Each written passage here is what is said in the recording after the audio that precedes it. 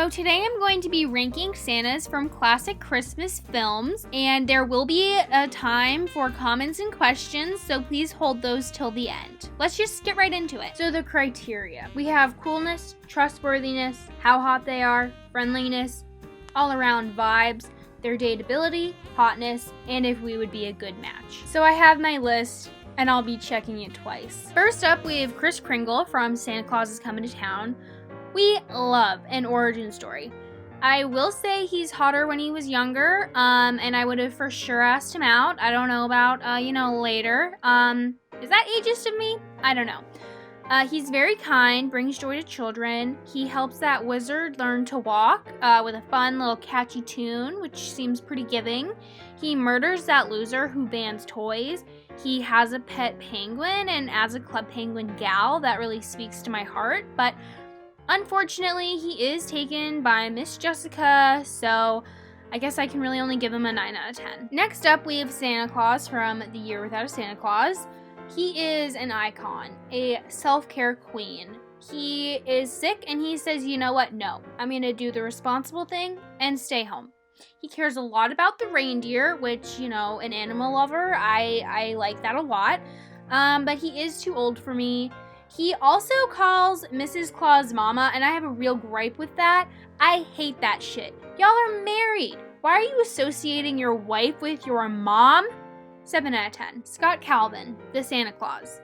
Tim Allen is handsome in this movie. That's just how I feel. However, he legit murders Santa at the start of this movie. Points deducted for that. He does have personal growth throughout this movie. We love an arc, we love a journey, but he's a little too much of a downer and can be negative, which is not very festive. Tends to make everything about himself, which is just not a cute look, Scotty. 7.5 out of 10. Santa Claus from the Polar Express. Some of y'all are about to be real mad at me, but it must be said. I don't really care for this movie, and by that nature, I don't really care for this Santa. He makes an appearance for 2 minutes and gives a kid a bell. Big whoop. Also, all the elves that we meet seem disgruntled, which, makes you wonder how good of a boss Santa really is.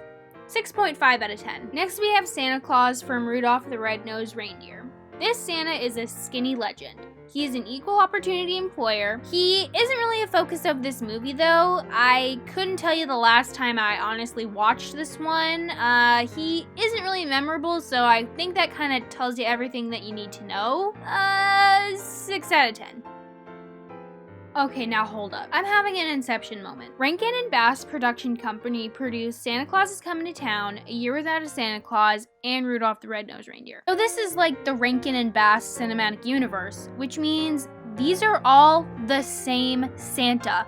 How does that timeline work out? Someone please let me know. And next we have Santa Claus from the Christmas Chronicles. Now, I know this isn't technically a classic Christmas film, but Kurt Russell is so hot. There, I said it. He's funny and he has a twinkle in his eye, and bonus, he's hot. 10 out of 10. So now we have some honorable mentions. The Coca-Cola Santa. I don't know what it is, but he just seems kind of drunk all the time.